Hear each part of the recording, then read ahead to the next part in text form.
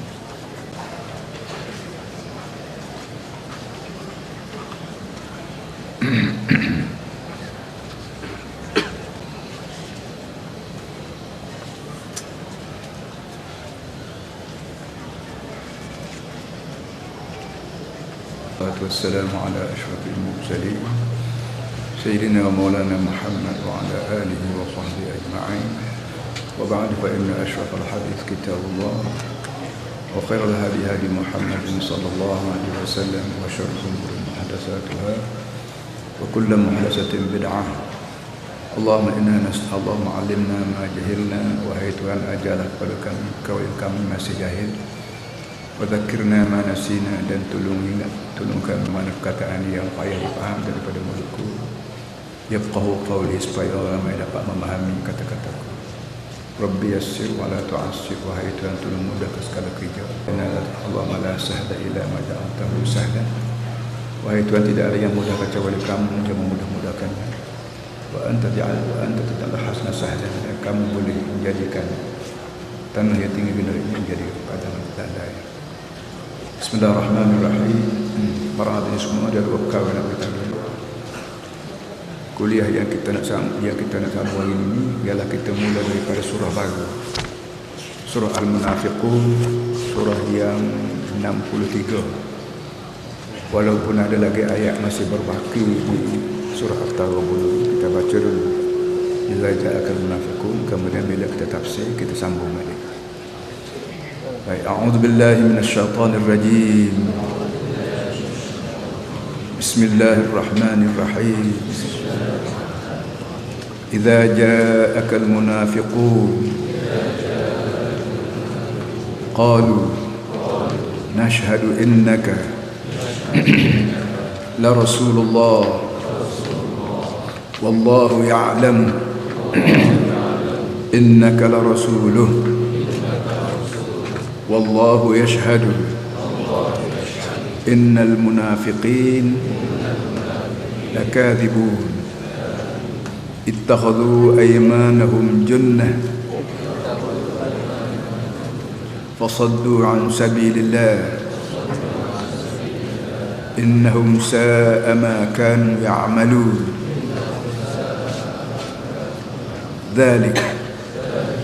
ذلك بأنهم آمنوا ثم كفروا فطبع على قلوبهم فهم لا يفقهون وإذا رأيتهم تعجبك أجسامهم وإن يقولوا تسمع لقولهم كأنهم خشب مسندة yahsabuna kulla sayhatin alaihim humul adu fahdharhum qatalahumullah anna yufakun.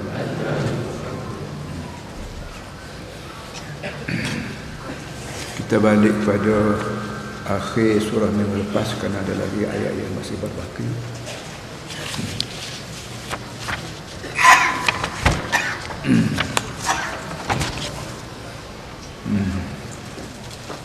Ya ayyuhalladzina amanu inna min azwajikum wa auladikum aduwwan lakum fahdharu.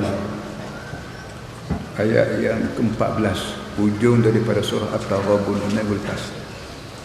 Ya ayyuhalladzina amanu, wahai mukmin. Dalam bahasa Quran dia bagi manusia 3 saja. Tidak sebagaimana kita bagi manusia ni, ada manusia Melayu, ada manusia Cina, ada manusia Inggeris, ada manusia Amerika, ada manusia Indonesia. Itu pembagian kita yang berfikiran pendek. Allah Ta'ala sebagai Tuhan punya manusia, dia bagi manusia hanya 3 je. Tak kira Melayu, tak kira Cina, tak kira Arab. Ada 3 ni. Pertama amanu, yang keduanya nafaqu, yang ketiganya kafaru. Manusia kafir, manusia mukmin, manusia munafik. 3 je dia bagi. Tak kira bangsa apa, tak kira bahasa apa. Sekarang ni Allah Ta'ala sebut ya ayyuhalladzina amanu, wahai orang yang telah berkeyakinan. Beriman arti berkeyakinan. Hidup kita atas dunia ni diminta kita yakin 6 perkara. Orang yakin 6 perkara ni sebut orang mukmin. Tak kira Melayu ke, Cina ke, India ke. 6 perkara yang kita beriman ni kita panggil rukun iman. Cina pun kena yakin dengan 6 perkara. Kalau dia tak yakin, dia cuai diri dia sendiri. Akibatnya akan dia bertemu dunia akhirat. Orang Melayu juga dia minta yakin dengan 6 perkara ni. Kalau tak yakin juga, itu dia cuai. Arab juga, Inggeris juga, Amerika juga, dia minta yakin 6 perkara. Yang meminta ni bukan kerajaan, bukan kerajaan mereka, bukan kerajaan Malaysia ada. Allah Ta'ala sebagai Tuhan punya dunia, termasuk kita. 6 perkara ni kita semuanya beriman dengan Allah dan Rasul sampai akhirat. Sekarang ni ayat ni dituju pada orang mukmin. Kalau kita ni merasa diri kita ni mukmin, maka ayat ni tuju pada kita lah. Kalau kita tidak berasa mukmin, kita hanya munafik, berpura-pura je iman ni, kita punya pasal. Iaitu benda yang nak tuju ialah inna min azwajikum wa auladikum aduwwan lakum fahdharu. Ada di antara suami isteri kamu dan ada di antara anak pinak kamu musuh kamu sendiri. Fahdharuhum, hendaklah kamu hati-hati dan kamu bimbang pada mereka. Wa in ta'fu wa tasfahu wa taghfiru fa innallaha ghafurur rahim. Sebaliknya, orang yang dianggap musuh ni, kalau kamu maafkan dia, tak jadi nak bertindak, tak jadi nak ambil itu ini, wa tasfahu wa tak kamu maaf dan kamu biarkan dan kamu ampuni kesilapan mereka, fa innallaha ghafurur rahim, dan Allah memanglah suka sangat. Kerana sifat ampun, sifat maaf ini sifat aku. Kata Allah, sifat aku suka sangat hamba aku yang bersalah, minta maaf dengan aku. Maka kalau kamu tiru sifat aku ni, alhamdulillah, aku suka sangat.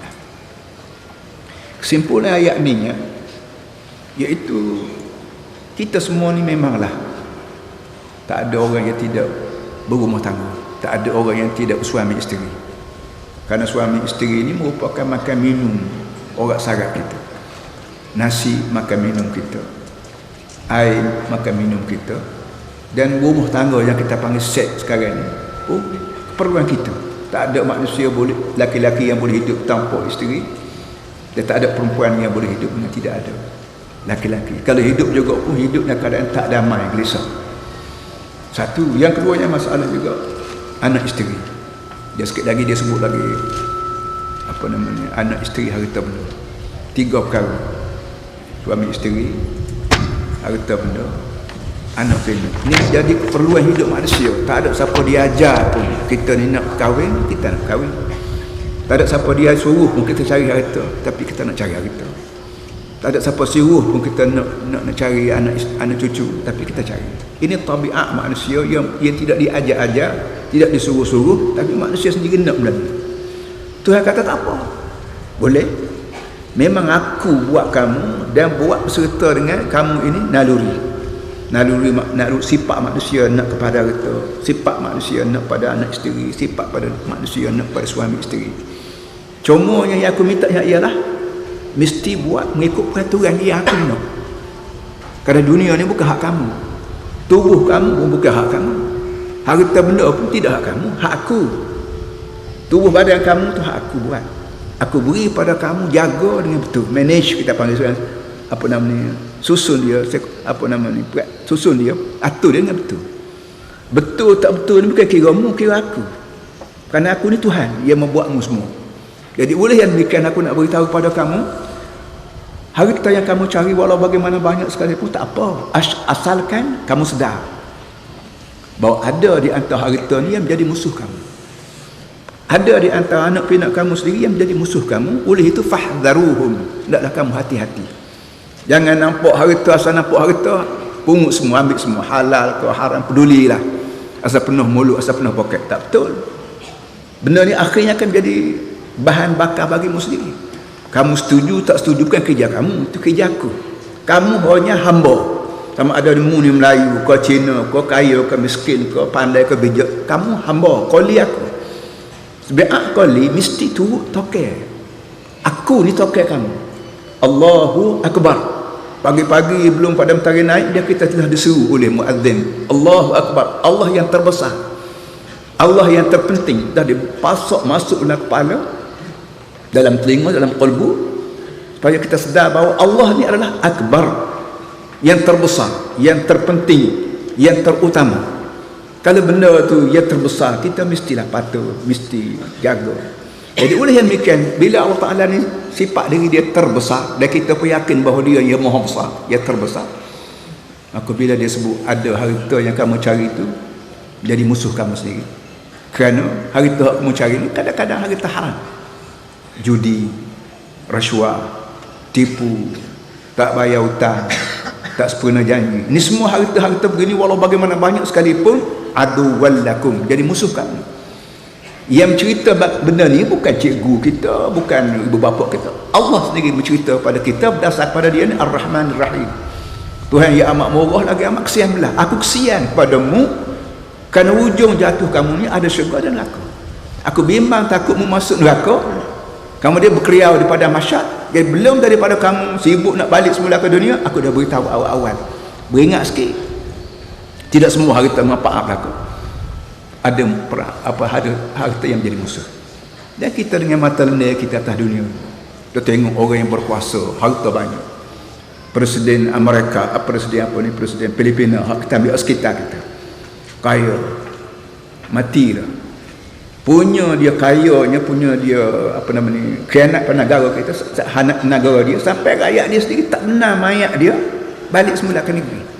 So, kita panggil Marcos, saya sebut nama ni kan benda dah. Marcos kaya, kuasa, tapi akhirnya rakyat dia sendiri halau dia, demonstrasi dia mati di luar negeri, nak buat balik mayat ke kampung pun tak boleh, marah rakyat. Artinya ada di antara harta yang dia cari ini jadi musuh dia sendiri. Tak sampai ke akhirat lagi, atas dunia pun kita nampak orang yang berkuasa telah dilanyap, orang yang kaya telah dilanyap oleh rakyat dia sendiri. Belum lagi siapa Mikail, Jibril, Israfil, belum lagi. Terang jelas. Begitu juga presiden-presiden sekitar kita, kaya lah. Bila presiden biasanya kaya lah, pangkat tinggi, tapi mati dalam keadaan terlantar, mati dengan keadaan hina, padahal dia kaya. Artinya tidak semua orang kaya ni memberi manfaat pada dia di dunia, tak kira akhirat lagi. Jelas dengan mata lena kita, banyak dia kata orang berkuasa, baik kawasan kita di sebelah Asia, di sebelah Eropah, banyak kaya, berpangkat, pengaruh, seluruh dunia angkat tablik pada dia, tapi akhir hayatnya jadi masalah atas dia sendiri. Tak sampai lagi dalam kubur, sampai lagi pada mahsyar. Oleh yang demikian, betul tepat Allah Ta'ala sebut, inna min azwajikum wa auladikum aduwwan lakum. Ada di antara harta benda kamu, anak pinak kamu yang menjadi musuh bagi kamu, fahdharuhum, hendaklah kamu hati-hati. Cara hati-hati ialah mengikut nasihat aku. Tidak ada nasihat siapa, nasihat aku. Hak kita iaitu halal haram, kena jaga. Harta walau bagaimana banyak pun kalau halal, alhamdulillah, semua orang sayang. Kerana bila kita kaya, kita keluar zakat, kita keluar derma, kita keluar bantuan, kita tolong-menolong. Tak ada orang marah pada kita. Hak nak marah pun jadi kawan. Bila kita harta banyak, ilmu banyak, pengalaman luas, kita guna sepenuhnya harta penuh yang ada pada kita ni untuk benda baik. Dan biasanya kalau harta haram, tertutup pintu hati nak tolong orang. Tolong buat apa? Bukan boleh duit pada aku. Itu masalah. Tolong buat apa? Bukan boleh duit. Aku nak cari duit sampai kau nak beri saja. Bukan. Dia mari fikiran tu menyebabkan dia hidup dalam kepompong dia seorang dan masyarakat lain kutuk dia, marah dia, laknat dia. Itu nasihat daripada Allah.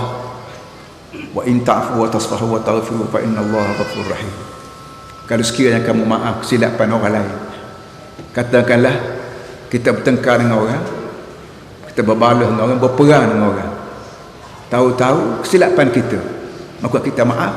Ataupun orang yang maaf pada kita tahu-tahu silap dia maaf, maka Tuhan kata maaf itu dah baik sekali. Kerana maaf, ampuni kesalahan ini sifat aku. Takhallaqu bi akhlaqillah. Dalam banyak-banyak hadis Nabi kita sabda, takhallaqu bi akhlaqillah. Hendaklah kamu berperangai sebagaimana perangai Allah. Mu tengok perangai aku, dia perangai Allah Taala ni mengandungi nama 99. Ya, kita panggil Asmaullah Al-Husna. Nama Tuhan ada 99. 99 nama itu 90 perangai Tuhan. Sifat-sifat Tuhan, tabiat Tuhan, perangai Tuhan semua sekali terkandung dalam tiap-tiap nama yang kita panggil Asmaul Husna. Wallahu alladzi la ilaha illa huwa alimul ghaib wasyahadah. Dan sekarang ni orang buat kaset, orang buat video Asmaul Husna. Faham kau tidak kita menegui dengan maksud nama-nama itu? Terserahlah pada kita rajin tak rajin belajar. Kalau kita baca saja dengan tak erti apa tu, supaya kita ulang nama ubat lah. Ubat nama sekian ni sakit, ubat nama sekian ni apa nama ni, sembuh sakit tu sakit ni. Ulang nama tapi tak guna ubat sendiri, mana boleh sembuh. Jadi kita sebut nama ubat serta kita guna ubat tu untuk menyembuhkan penyakit kita. Begitu juga kita sebut nama Allah. Di samping sebut nama Allah, kita ingat dia punya tujuan nama ni. Ar-Rahman apa arti, Ar-Rahim apa arti, Ar-Razak apa arti, Al-Ghafur apa arti, Al-Wadud, Al-Muhaimin, Al-Mutakabbir. Itu ini semua ni kita sebut. Di samping tersebut kita renung dia punya arti dan kita pergunakan arti itu untuk membersihkan jiwa kita.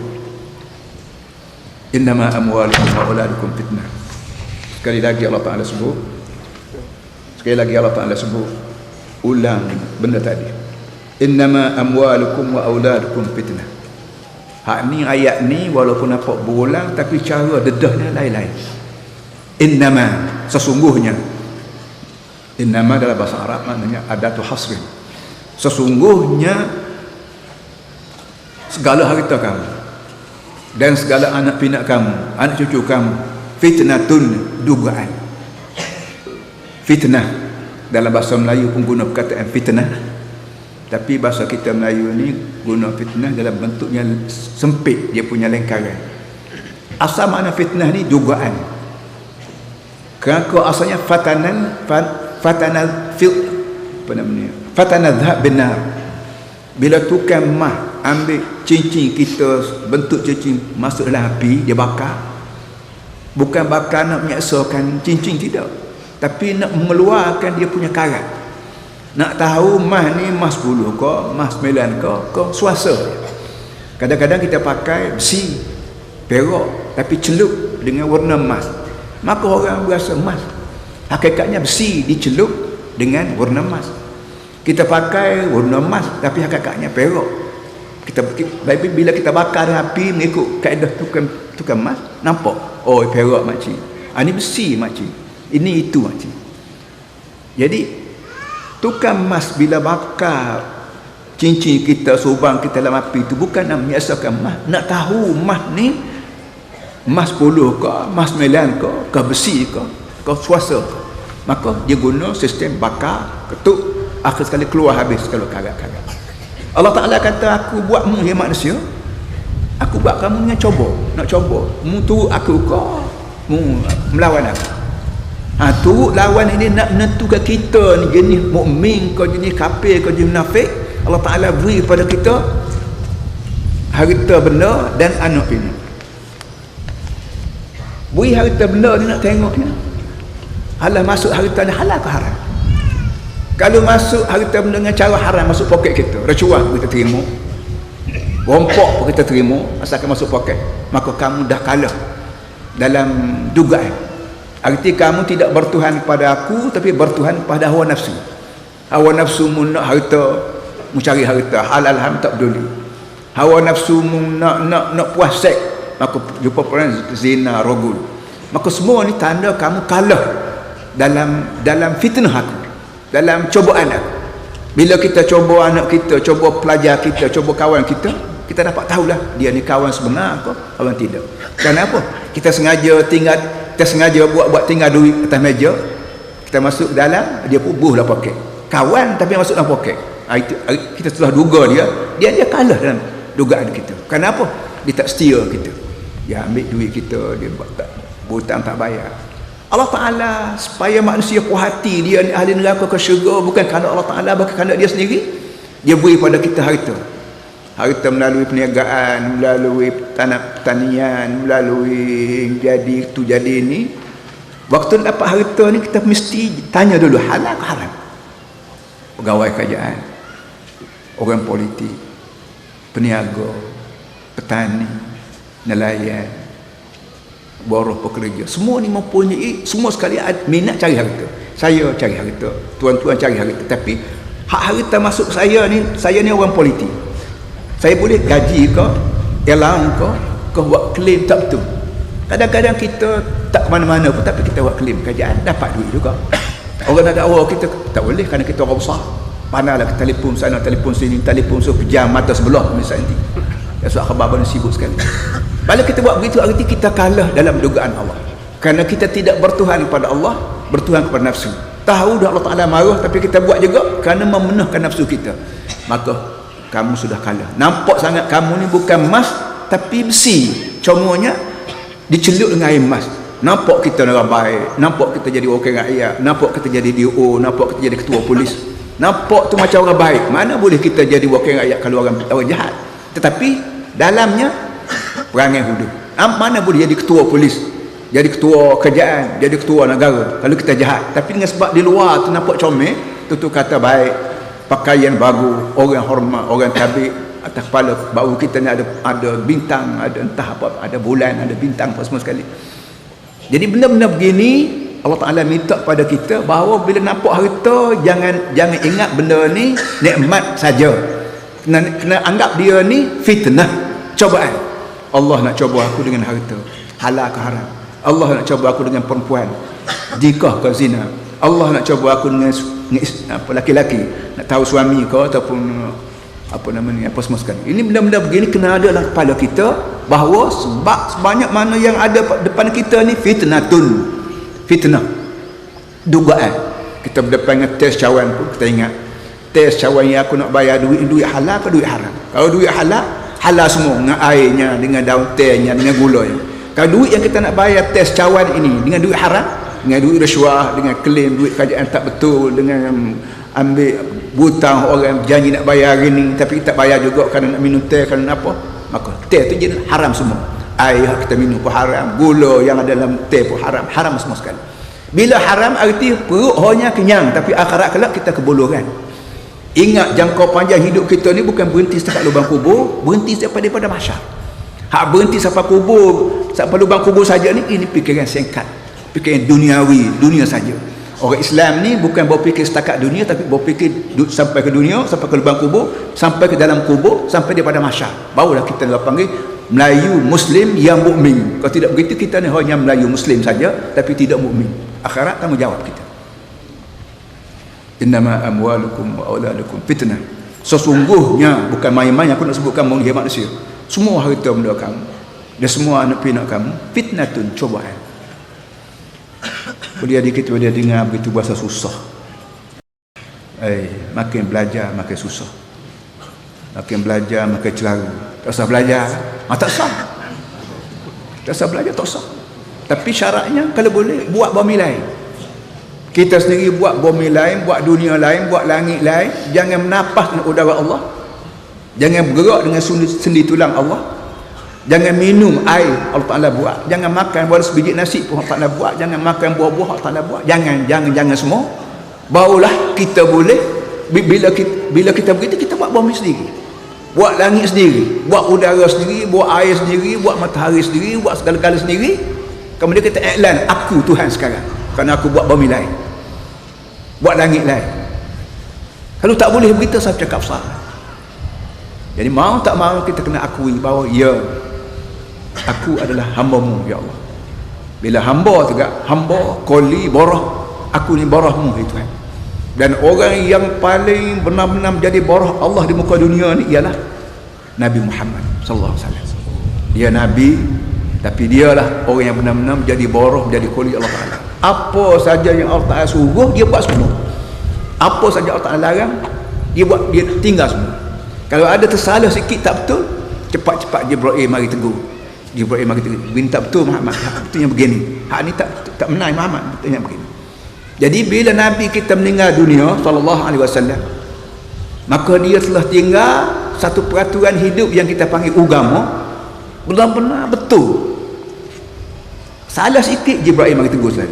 Tak kena sikit Jibril mari tegur saja. Maka Nabi mati tu mati yang keadaan bersih. Dan Tuhan sebut al-yawma akmaltu lakum dinakum wa atmamtu alaikum ni'mati wa raditu lakum al-islam madinah. Mengikut alim ulamanya bahawa ayat ni ayat terakhir turun dari langit, bahawa hai Muhammad, mulai hari ini agama kamu aku telah sempurnakan.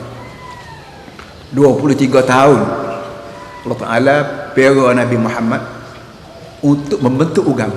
Kerana agama ni tidak sebagaimana orang putih hajar sembahyang puasa ya agama. Orang panggil, orang lain ni orang panggil sekular. Sekular sebut ni agama ni sembahyang puasa ya, nikah kahwin tu ya agama, tengok anak bulan, habislah. Lain pada tu politik semua. Kalau sembahyang puasa ya agama, kenapa perlu pada 23 tahun? Sembahyang berapa minit hanya, puasa berapa hari sangat. Kalau itu je agama, Nabi Muhammad perlu Nabi Muhammad hidupnya seminggu pun lama dah. Kenapa Nabi Muhammad hidup sampai 23 tahun? Kalau tidak nak bentuk satu corak masyarakat, ekonominya begini, amat ibadatnya begini, sosialnya begini, budayanya begini, percampuran kontrak apa semua sekali begini. 23 tahun ini mencakupi segala-gala kegiatan hidup manusia. Dah habis semua separi, barulah Tuhan kata mulai hari ini Muhammad agama sempurna. Nikmat aku pada manusia sempurna berlaku. Yang menyebabkan Sayyidina Abu Bakar menangis. Sayyidina Abu Bakar radhiyallahu anhu menangis bila dia dengar agama dah sempurna. Orang lain semua gembira, ketawa, alhamdulillah agama kita sempurna, nikmat sempurna habis dah. Orang lain ketawa, Sayyidina Abu Bakar seorang menangis. Orang tanya Sayyidina Abu Bakar, kenapa kamu menangis? Bukankah agama dah sempurna? Abu Bakar dengan pengalaman dia, dengan kebijaksanaan sebagai sebuah orang senior kita panggil, dia kata tanda bila agama ni sempurna, arti tanda Nabi Muhammad nak mati lah ni. Nabi Muhammad mari bukan untuk meniaga, bukan untuk macam kita. Nabi Muhammad mari ke dunia ni semata-mata untuk menyempurnakan agama. Bila tugas dia selesai, habislah kerja dia, mati lah ni. Barulah orang sedar, betul begitu semua. Belum begitu, barulah pakak-pakak menangis. Tu tanda Nabi Muhammad dah menangis, nak mati dah. Dah kebetulan begitulah. Lebih kurang tak sampai 3 bulan Nabi pun meninggal dunia. Ini para hadirin. Jadi oleh demikian kepada orang yang mengatakan agama lain, politik lain, ini ajaran sesat, ajaran yaping, ajaran tak apa kita panggil semua ni. Puak-puak ajaran sesat. Tak kira orang Eropah, tak kira orang Melayu, tak kira orang Arab, tak kira siapa pun kalau bercakap agama lain, politik lain, karut. Ini semata-mata nak menyesat, nak tunjuk dia sesat dan menyesatkan orang lain sama. Apa arti, saya ulang sekali lagi, apa arti Allah Ta'ala pera Nabi Muhammad 23 tahun duduklah keadaan susah, siang malam, pagi petang, dan keadaan musuh lama-lama. Ada musuh terang-terang yang kita panggil kafir, ada musuh apa orang panggil Musa berbulu ayam yang kita panggil munafik. Sejak dulu sampai hari ini, sampai kiamat pun sistem ni berlaku. Ada yang setia dengan Islam, ada yang pura-pura setia yang kita panggil munafik, ada yang terang-terang melawan yang kita panggil kafir. Tak kira Melayu ke kita ni, Arab ke kita, tak kira lah, asalkan kita pura-pura munafik lah kita. Kalau kita ni setia, mukminlah kita. Kalau kita terang-terang melawan, kafirlah kita, walaupun tak ada siapa dia boleh ketua sekalipun. Kemudian Tuhan sebut wallahu indahu ajrun azim. Oleh kerana hartamu ni cobaan, oleh kerana anak pinak kamu ni cobaan, maka kamu diminta berjaya dalam percobaan ini. Dan kamu ingat satu benda Tuhan sebut Allahu indahu ajrun azim. Allah ni mempunyai pahala yang besar. Orang yang tunduk depan cobaan ini tak teringat ke akhirat, tak teringat dosa pahala. Kalau orang teringat ke akhirat, ada pembalasannya, ada soal jawab daripada Allah. Dan Tuhan cadang pahala kepada orang yang berjaya dalam cobaan. Tuhan cadang neraka kepada orang gagal dalam cobaan ini. Orang tidak akan tukar. Lah mana harta banyak sekalipun, bila hartanya harta haram, orang akan tolak. Sama ada melalui curi ke, melalui rasuah ke, melalui menipu ke, melalui pecah amanah ke, macam-macam. Walau bagaimana banyak yang orang akan dapat pada kita tapi cara haram, bila kita terlupa pahala akhirat kelak, orang akan tunduk pada harta haram. Tapi kalau orang teringat depan kita ni akhirat ni ada syurga dan neraka, orang tidak akan terima harta yang haram. Orang akan tunggu pahala yang besar. Pahala ni sebagaimana saya sebut tadi, ialah duit yang laku di pasaran akhirat. Di Malaysia ni duit kita panggil RM. Tapi pergi ke Singapura tak laku duit kita, laku duit Singapura. Pergi ke Sungai Golok tak laku belaka duit Singapura, tak laku duit kita, tak laku duit Amerika, tak laku. Dia lakunya duit bat. Kerana kerajaan lain-lain. Malaysia ada kerajaan, maka ada duit dia, ada currency dia. Jepun ada kerajaan, maka dia ada duit dia, kita panggil yen. Akhirat kelak kerajaan Allah. Tak ada dah kerajaan Malaysia, tak ada dah kerajaan Amerika, tak ada, habis dah semua kerajaan. Yang adanya kerajaan Allah. Limanil mulkul yaum lillahil wahidil qahar. Akhirat kelak bila manusia hidup semua, saya hidup, tuan-tuan hidup, hak mati lama pun hidup balik, hak tak beranak lagi pun akan hidup balik. Satu daripada titah Allah Ta'ala di akhirat kelak ialah limanil mulkul yaum. Siapa yang memegang kerajaan hari ini? Semua senyap. Lillahil wahidil qahar. Tuhan jawab sendiri, aku tu yang punya kerajaan. Aku ni satu tapi qahar, gagah kuasa. Arti bila akhirat kelak hanya kerajaan Allah saja, maka dengan sendiri mata wang akhirat kelak juga lain. Mata wang kita lain kerana kita ada kerajaan sendiri. Mata wang Singapura lain, mata wang kerajaan Amerika lain sekarang, kerana masing-masing ada kerajaan sendiri. Oleh kerana akhirat kelak kerajaan Allah saja, tak ada dah kerajaan Malaysia, tak ada dah kerajaan Kelantan, tak ada dah kerajaan Singapura, tak ada kerajaan apa, maka dia ada mata wang sendiri, namanya pahala. Saya mengajar kerana nak pahala. Tuan-tuan datang daripada jauh nak pahala. Tuan-tuan jual beli dengan cara syarat, dapat pahala. Tuan-tuan apa lagi, buka kedai, buka bank, buka gedung, buka apa, dengan cara syarat, dapat pahala.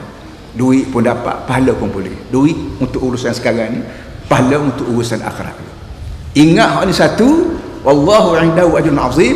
Allah sisinya pahala yang besar. Maka orang pandang kecil semua segala benda ya, duit haram, perempuan haram, pangkat haram, jawatan haram, segala-gala benda haram ni akan orang pandang lekeh semua.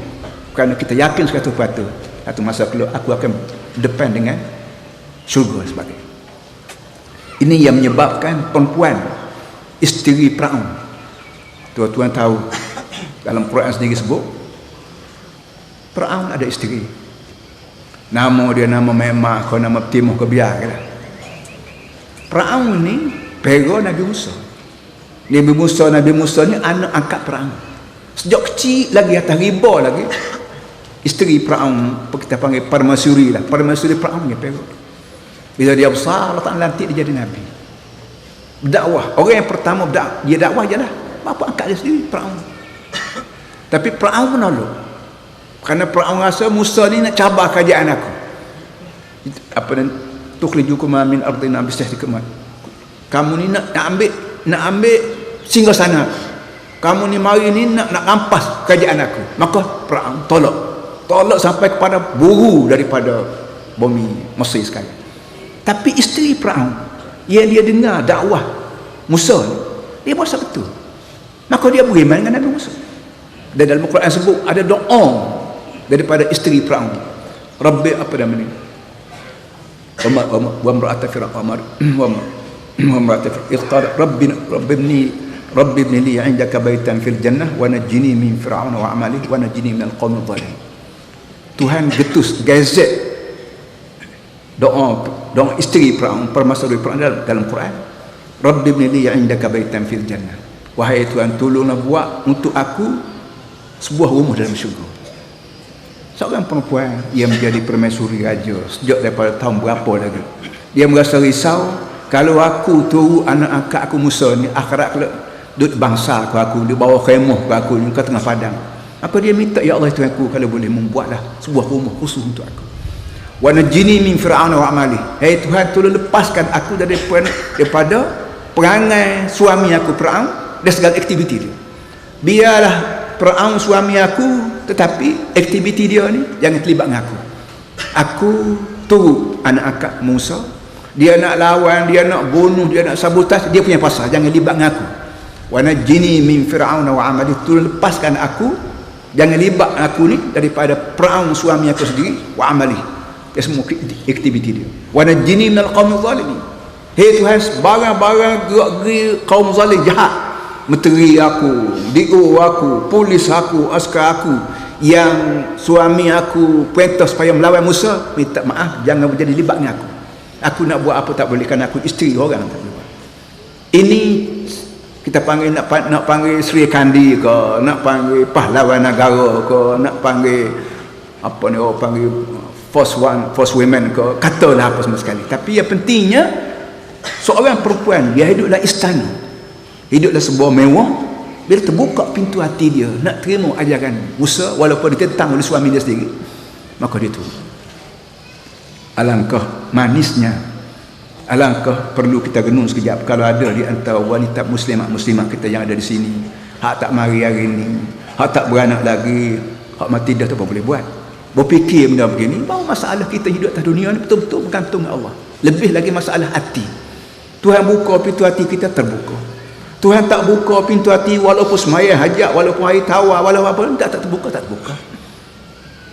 Jadi oleh yang demikian, dalam saat kita duduk depan Quran, depan kalam Allah, cuba kita tanya diri sendiri, nak suruh Tuhan buka ke pintu hati kita, ke nak suruh rasa tak apa dah, tak buka pun, harta aku banyak dah, rumah sewa aku ramai dah, pencin aku besar dah, gaji aku besar, perniagaan aku besar, tak payahlah. Kalau kita nak begitu kan, Tuhan kata wa in tawallaw yastabdil lakum qauman ghairakum. Apa nama ni?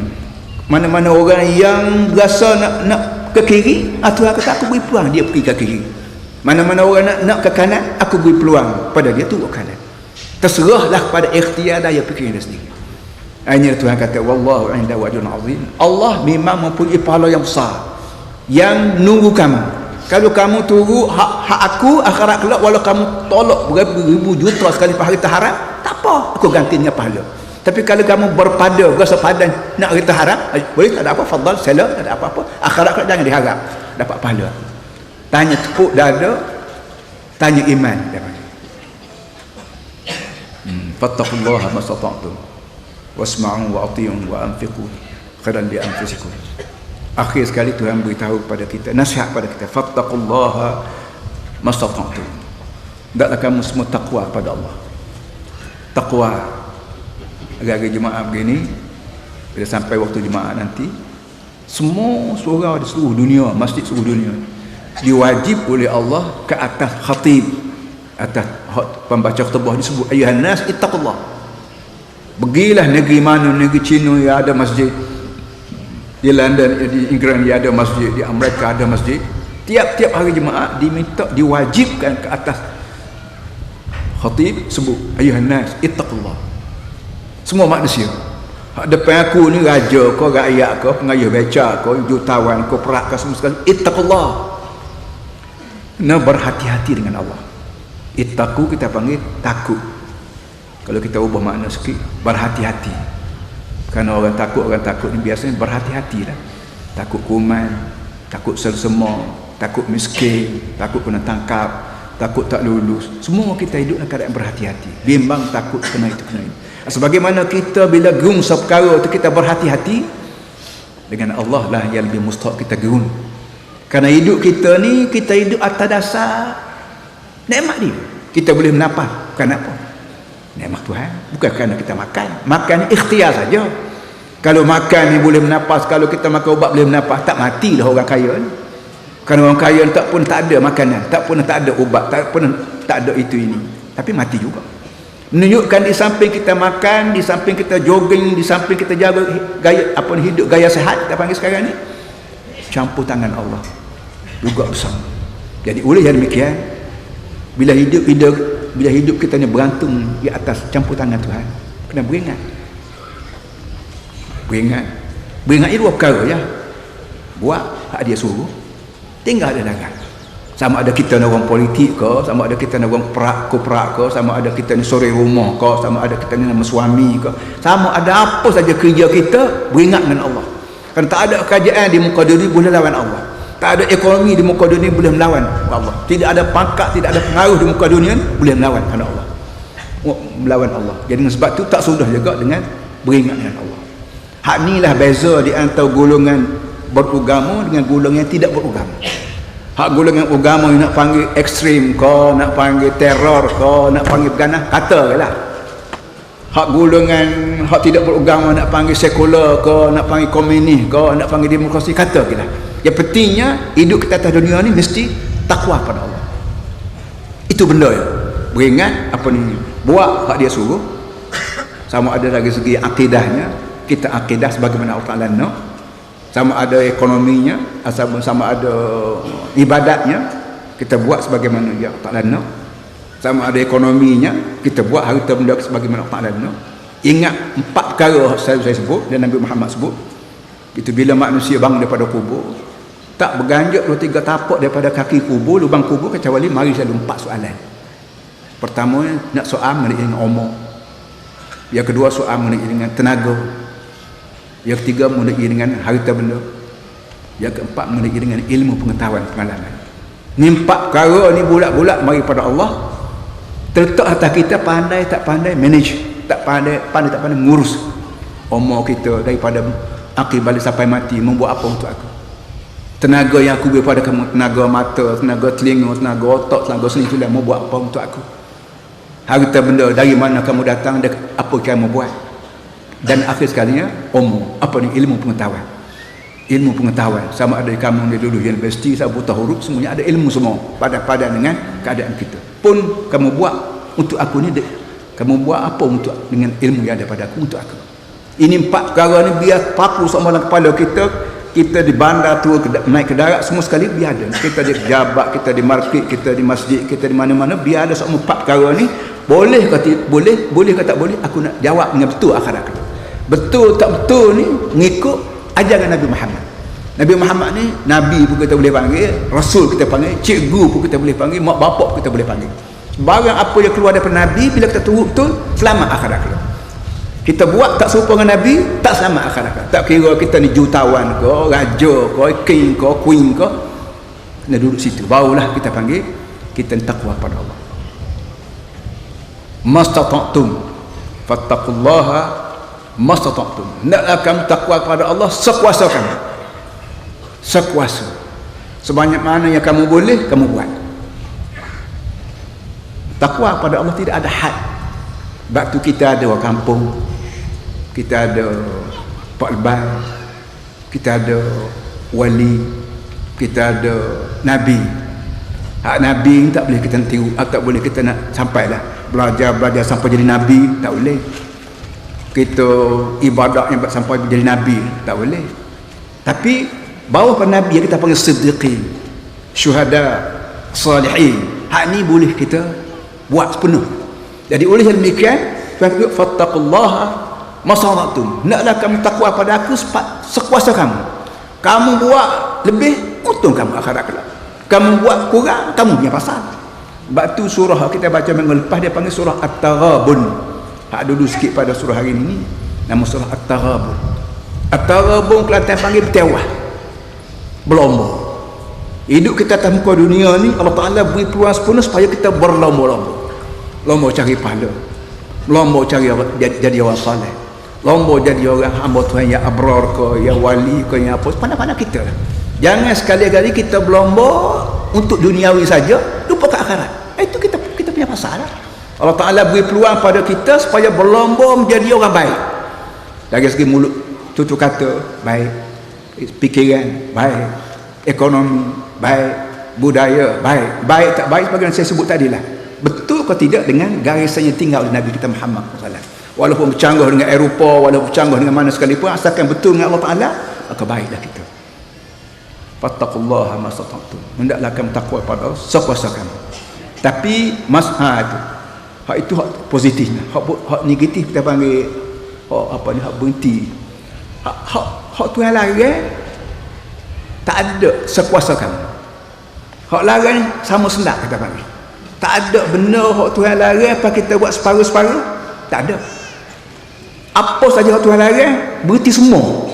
Hak larang zina, kita boleh berhenti semua zina. Kenapa? Depan kita ada perempuan halal. Sama ada si suami berhenti, dia tak boleh besok hari ni tak berzina, esok berzina, tak boleh. Dia kena, hak larang ni kena berhenti semua. Tapi hak suruh sekuasa kita. Katakanlah kita berzikirlah, kita bersedekahlah, kita mengajilah, kita mengajarlah. Hak ni kita pandai buat banyak sikit. Kita berzikir, setengah orang tak pernah berzikir. Setengah orang berzikir 10 kali sehari. Nak sebut subhanallah 10 kali sehari pun berat lidah. Setengah orang 1000 kali sehari. Kenapa? Berzikir tidak mesti duduk dalam masjid. Tengah jalan, tengah bawa motorkar, tengah jual barang. Sementara pelanggan mari beli barang kita sebut subhanallah, subhanallah, subhanallah. Nak baca derah ke, nak baca slow ke, nak pegang botol sebeh tangan ke, tak nak pegang, itu teknik kita. Jadi hak Tuhan suruh ni kita boleh buat sebanyak-banyaknya. Kita boleh mengajar orang sekali sehari, sekali seminggu secara kekal. Kita boleh derma RM1 sehari, RM10 sehari, RM1 sehari. Kita boleh. Hak Tuhan suruh kita boleh buat habis tenaga kita. Tak ada hak, tak ada limit. Tapi hak Tuhan larang kena berhenti terus 100%. Reba kena berhenti, tak boleh beratur setengah-setengah, tak boleh. Apa namanya? Arak kena berhenti, rasuah kena berhenti 100%. Ini kaedah kita, dan kajian doktor pun gitu juga. Doktor ajar pada kita minum air bersih. Jangan pula hari ni air bersih, besok air keluar pula. Tak boleh begitu, tak jadi. Kalau nak makan ubat straight lain, tak boleh separuh-separuh, racun separuh-separuh, ubat separuh-separuh, mana jadi. Wa anfiqu, di samping kamu diminta takwa pada aku, hendaklah kamu juga menderma. Takwa ni bagi hati kita, bagi kalbu kita, takwa pada Allah. Apa bukti kalbu kita takwa pada Allah kalau kita kedekut? Sekarang ni timbul masalah gempa bumi di Indonesia, gempa bumi di Pakistan, gempa bumi di entah mana-mana lagi. Ini peluang yang cukup baik bagi kita orang ada duit. Tak mesti beri 1,000, 10,000, RM10 tak apa. Dan sekarang dunia semuanya ada tabung. Kerajaan ada tabung, parti ada tabung, surat khabar ada tabung, semua tabung derma. Peluang yang cukup baik untuk orang ada duit, penuhkan tabung ni dengan kita nak kirim RM1 tak boleh, tak padan RM1. Tapi kita masuk dalam tabung. RM1 kamu, RM1 aku, RM1 kamu, RM1 pun jadi juta, jadi 100,000. Tenang, tak ada apa. Baik pun tabung kampung kita, tabung masjid kita, tabung sekolah kita, tabung kampung kita, tabungkan untuk masuk bank ke, untuk kirim terus ke pada berkenaan. Wa anfiqu, sebagaimana Allah minta takwa, kena tunjuk takwamu ni dengan cara infak, dengan cara menderma.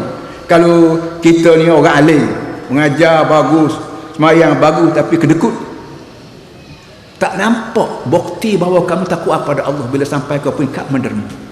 Dan Allah Ta'ala tahu manusia ni susah menderma. Kalau kita musim durian, kita derma buah durian, tak payah. Tapi kalau durian tu harga RM1, kita nak bagi duit RM1, sama banyak dengan harga durian. Jadi masalah besar. Perangai manusia dah berat nak bagi duit, tapi tak berat bagi durian. Kerana dia ni faedah dia sekejap je. Apa ni, kecil sangat dari segi ekonominya, tak dapat rolling.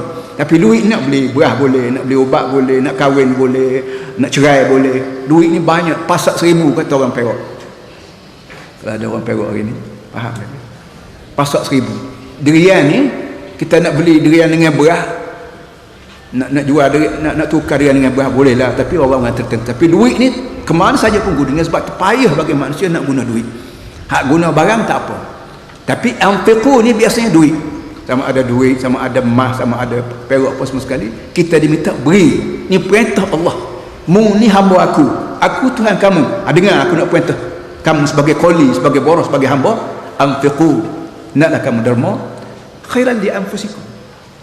Derma Tuhan kata bukan buang batu ke lubuk. Kadang-kadang kita buat apa yang derma kerana kita anggap buang batu ke lubuk, gaib, tak tahu pan. Tak, Tuhan kata khairan li anfusikum.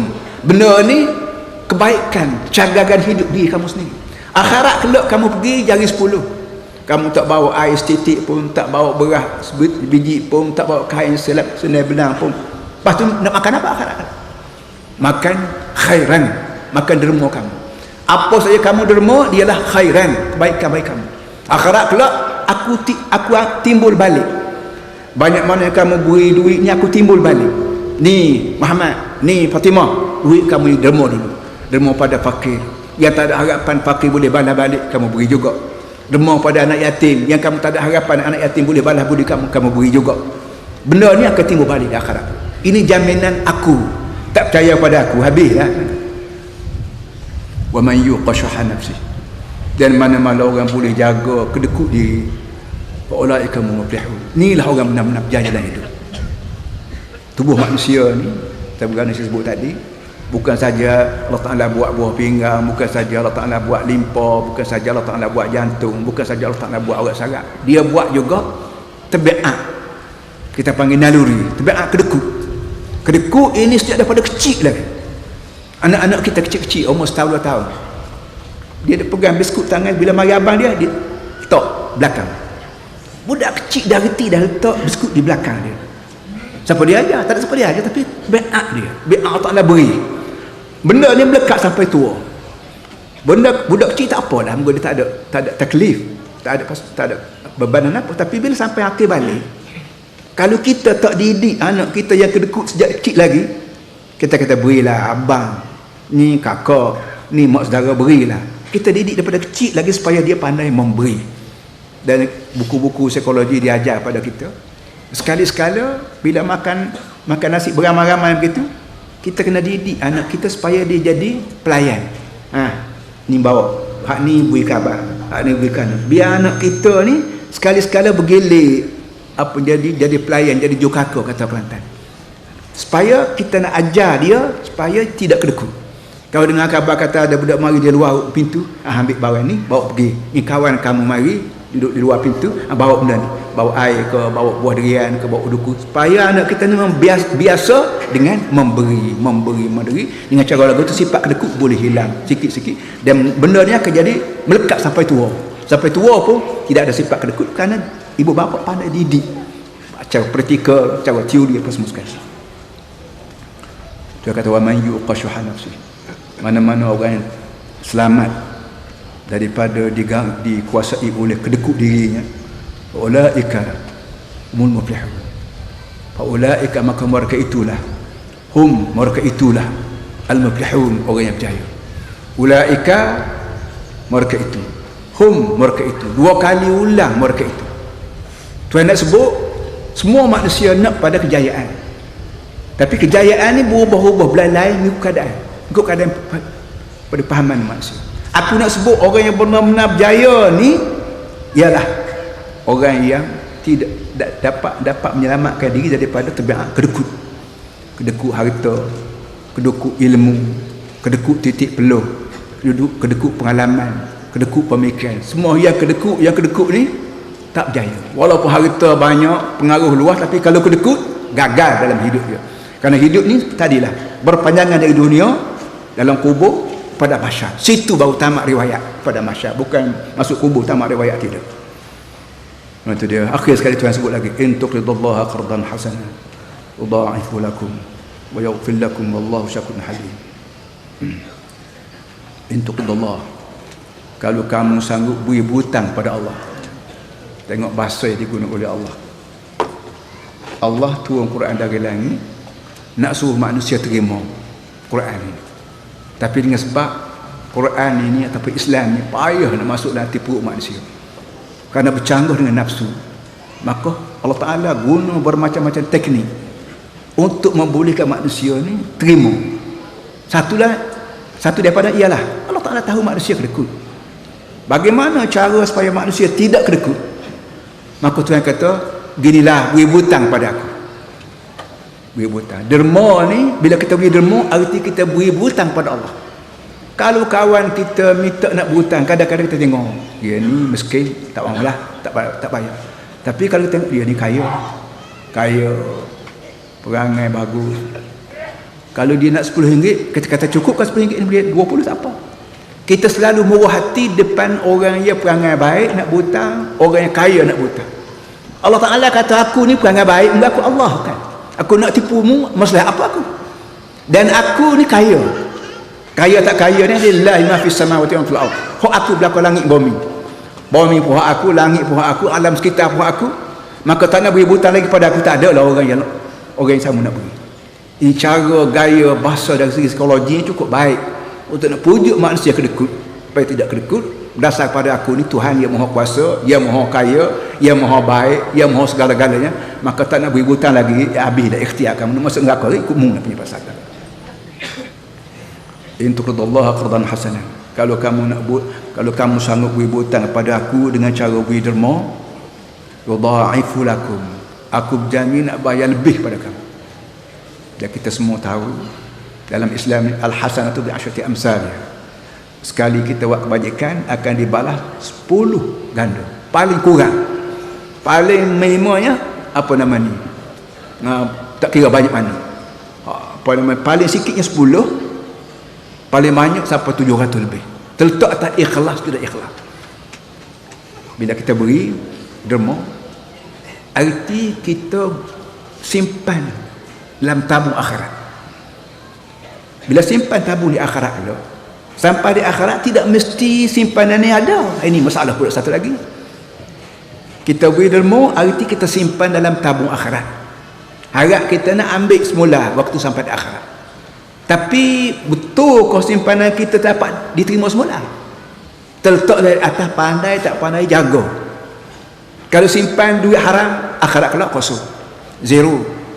Kalau simpan duit, kalau kita derma ni kerana turut-turut orang, tiru-tiru orang, orang tu beri, aku tak beri, malu aku, ambil dah pakcik, pun akhirat kelak kosong. Biar tentu kita beri duit halal dan betul lillahi ta'ala. Tak kira orang derma ni orang miskin ke, orang kaya ke, asalkan kita beri lillahi ta'ala, akhirat kelak bukan saja dapat RM10 yang kita beri, dapat ribu-ribu ringgit, terletak di atas ikhlas tak ikhlas kita. Jadi para hadirin semua ni satu benda yang tak ada dalam psikologi, tak ada dalam sekular. Sekular dia tak sebut nak akhirat ni, nak sebut macam mana sekular ni fikir manusia, dia nak reti apa akhirat. Hak reti akhirat Nabi Muhammad sallallahu alaihi wasallam. Jadi oleh yang demikian, bila kita derma kerana Nabi suruh, maka Nabi tidak suruh derma saja, derma dengan ikhlas. Ama umiru illa liya'budullaha mukhlishin. Semayang ikhlas, berkahwin dengan ikhlas, bercerai pun ikhlas, berperang bertumbuk pun dengan ikhlas, semai apa derma ikhlas, makah pilihan raya pun ikhlas, jadi wakil rakyat pun ikhlas, jadi apa, barulah segala aktiviti kita ni betul-betul lillah rabbil alamin. Inna salati wa nusuki wa mahya wa mati lillah. Inilah yang menyebabkan Allah Ta'ala berkali-kali apa ni pesan kalau supaya kita menderma. Dan sekarang ni saya sebut tadi macam-macam peluang untuk derma.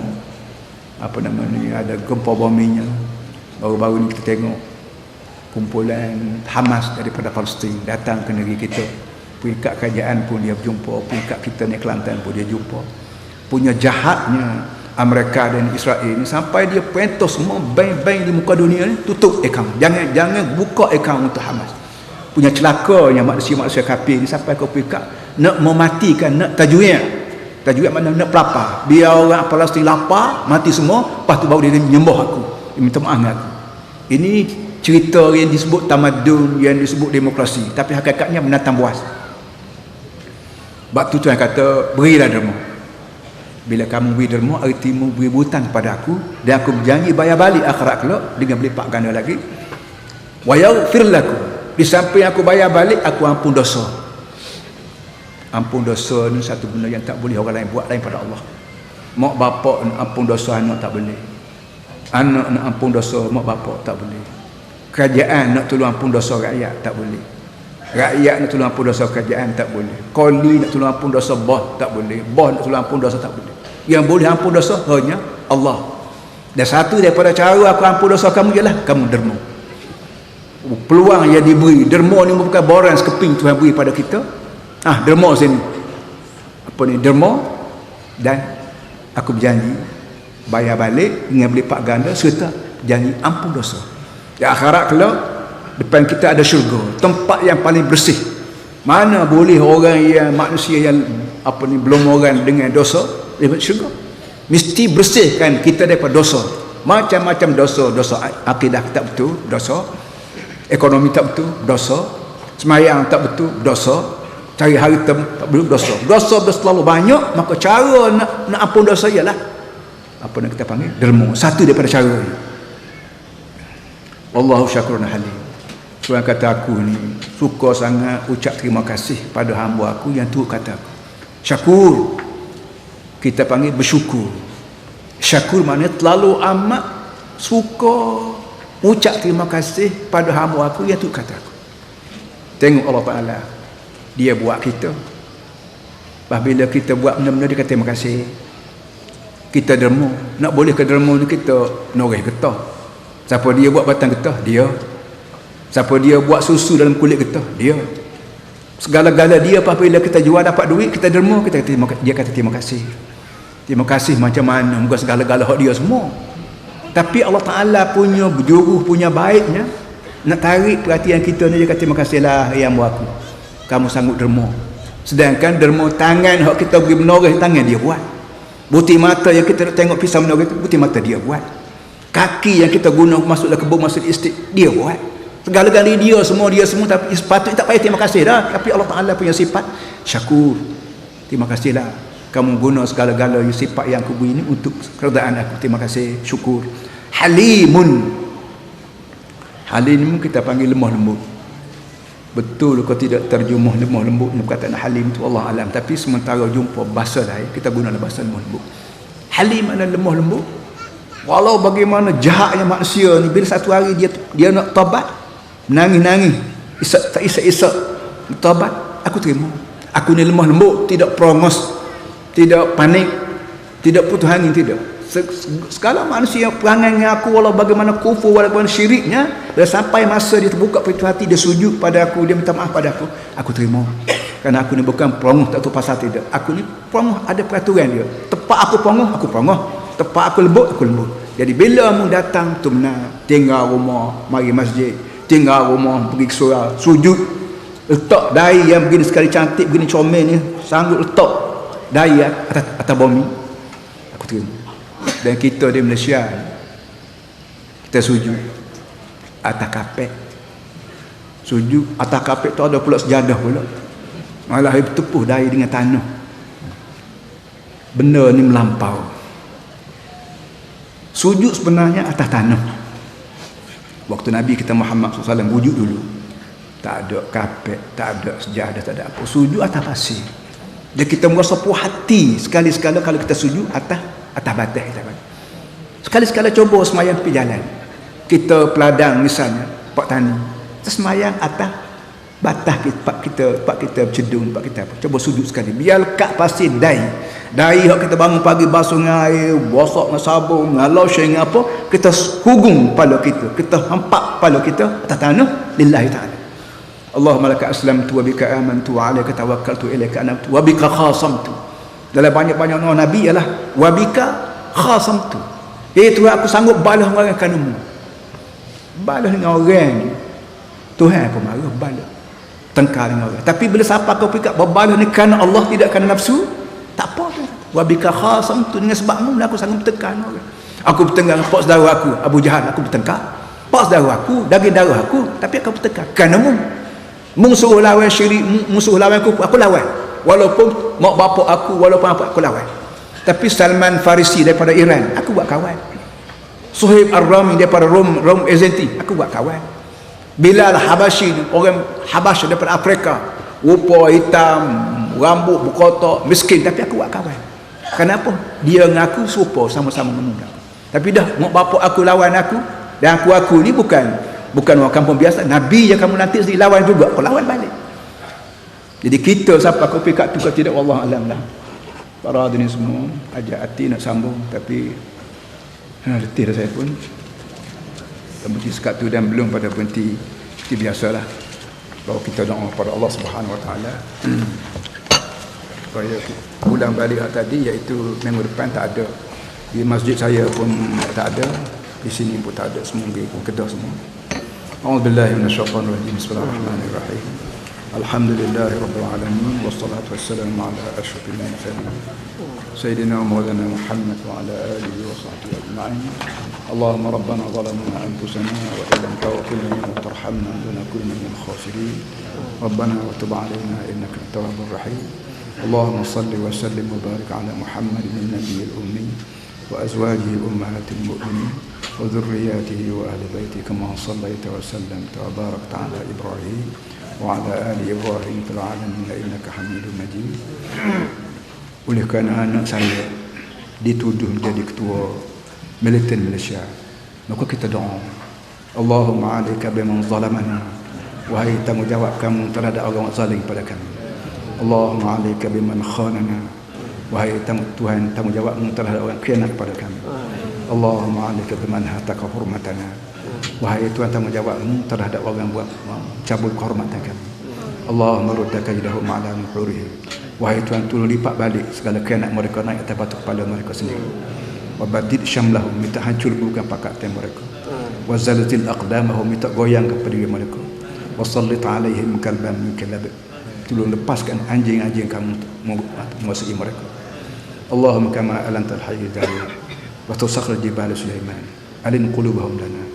Tuhan, sebagaimana kamu boleh lembutkan besi wajah terhadap Nabi Daud, dan kamu keraskan bukit bukau untuk Nabi Sulaiman, tolong juga lembutkan hati Abdullah Badui sebagai Menteri Keselamatan Negeri, Abdullah Halim Abdul Hamid sebagai Ketua Pengarah Jabatan Latihan Khidmat Negara, Yusuf bin Ahmad Pengarah Penyidikan. Dia selalu menyebut, tunjuk muka anak saya ni Adli, bahawa dia ni ketua Militan Malaysia.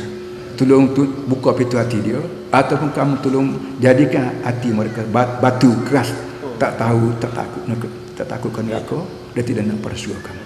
Rabbana atina fid dunya hasanah wa fil akhirati hasanah wa qina adzabannar. Sallallahu ala sayyidina maulana Muhammad wa ala alihi wa sahbihi wa sallam. Walhamdulillahi rabbil alamin. Takbir.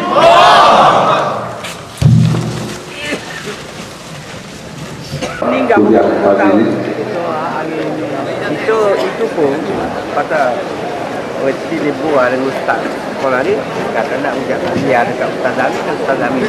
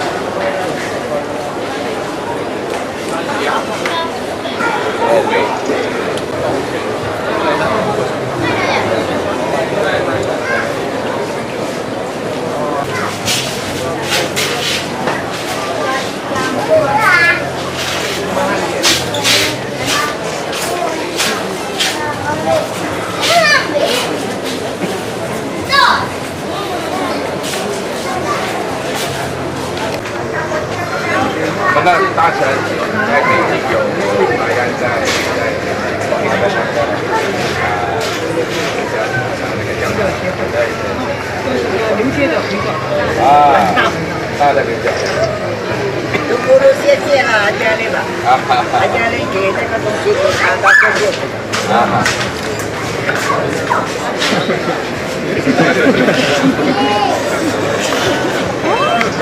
Jauh sekali.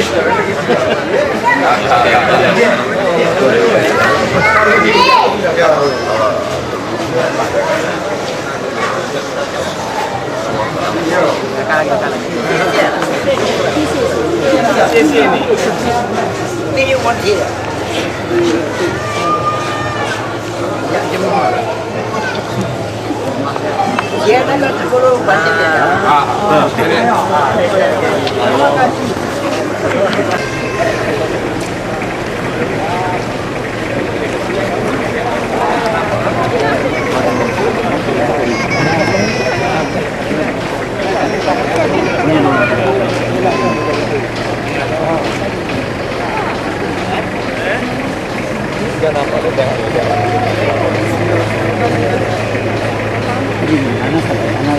Kepala tak nampak.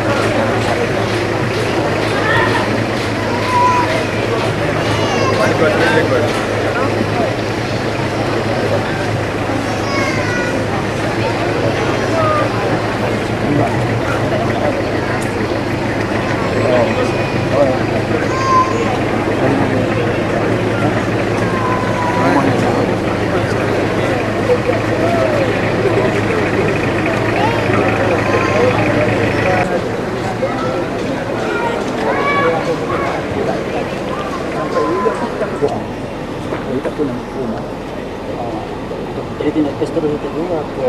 Tak apa, sekarang ni kita peringkat doa dulu. Nanti kalau perlu kita bawa ke mahkamah. Atas dasar dia muka apa dia tunjuk gambar anak saya sebagai KMM, dia tua Malaysia. Sedangkan ini bohong.